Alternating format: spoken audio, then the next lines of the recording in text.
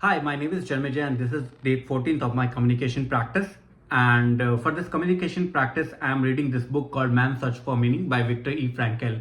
And in this book, we talked about how he lived his life in concentration camp, how the situation and the outside atmosphere around the camp was, how prisoner guards and capo behaved, and how people used to go inside their head to as a cope-up mechanism to avoid the real circumstances. There was undernourishment, poverty, and lack of food, and everything around the camp. And people used to have a sense of humor to just have a sense of relief. And they used to think about food during their dreams, and they used to think about their beloved ones and their small things in life which make them happy. And they were thinking about recipes of food so that when they're out of the camp, they will prepare that food and have that meal because there was so much less food available in the camp. And there is an account that says that 6 million Jews were killed by Nazi Germany in World War II. And this is the first part of the book which covers everything. And the second part of the book covers logotherapy. This is a psychiatry theory which was developed by the author. And it is about probably the incarceration life and how it affects your psyche. So that is about it, and I'll just cover reading the book again. Generally speaking, of course, any pursuit of art in camp was somewhat grotesque. I would say that the real impression made by anything connected with art arose only from the ghost-like contrast between the performance and the background of desolate camp. I shall never forget how I awoke from the deep sleep of exhaustion on my second day in Auschwitz, aroused by music.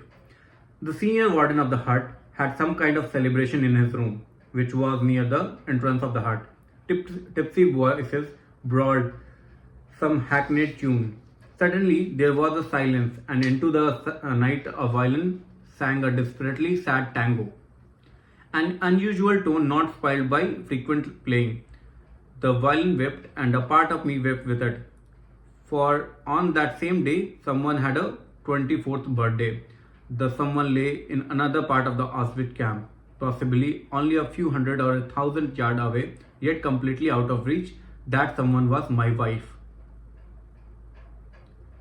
So basically, he's saying that on the second day when he was in the Auschwitz camp, it was his wife's birthday, and because there was violin playing, which was a sad tune, and the author was crying with the violin because his wife was probably like a few yards or 100 yards away from him, and he couldn't see her, and that was his state of mind.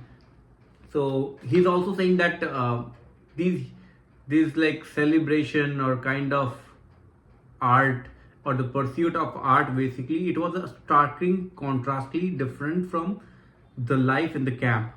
So it was basically a kind of duality where one thing was miserable and the other was beautiful, and people were actually appreciating the life in the outside the camp, and they were also appreciating the nature of beauty, the light, the beautiful sky, which they usually didn't notice when they were outside the camp. They were having a normal life, and now when everything was in despair, the camp life was really bad, and then they were thinking about this beauty and noticing small things in life which were making them happy. But here, his wife, who was supposed to get 24th that evening, and he was not able to see his wife, and she was probably in the camp, or maybe she died. We don't know about that. We'll get to know later on. To discover that there was any semblance of art in a concentration camp must be surprise enough for an outsider, but he may be even more astonished to hear that one could find a sense of humor there as well. Of course, only the faint trace of one, and then only for a few seconds or minutes. Humor was another of the source weapon in the fight for self-preservation. It is well known that humor, more than anything else in the human makeup, can afford an aloofness and an ability to rise above any situation, even if only for a few seconds. I practically trained a friend of mine who worked next to me on the building site, to develop a sense of humor. I suggested to him that we would promise each other to invent at least one amusing story daily about some incident that could happen one day after our liberation. He was a surgeon and had been an assistant on the staff of a large hospital. So I once tried to get him to smile by describing to him how he would be unable to lose the habits of camp life when he returned to his former work. On the building side, especially when the supervisor made his tour of inspection, the foreman encouraged us to work faster by shouting, "Action! Action!" I told my friend, "One day you will be back in the operating room performing a big abdominal operation. Suddenly, an orderly will rush in announcing the arrival of the senior surgeon by shouting, 'Action! Action!'" Sometimes the other men invented amusing dreams about the future, such as forecasting that during a future dinner engagement, they might forget themselves when soup was served and beg the hostess to ladle it from the bottom. The attempt to develop a sense of humor and to see things in a humorous light is some kind of trick learned while mastering the art of living.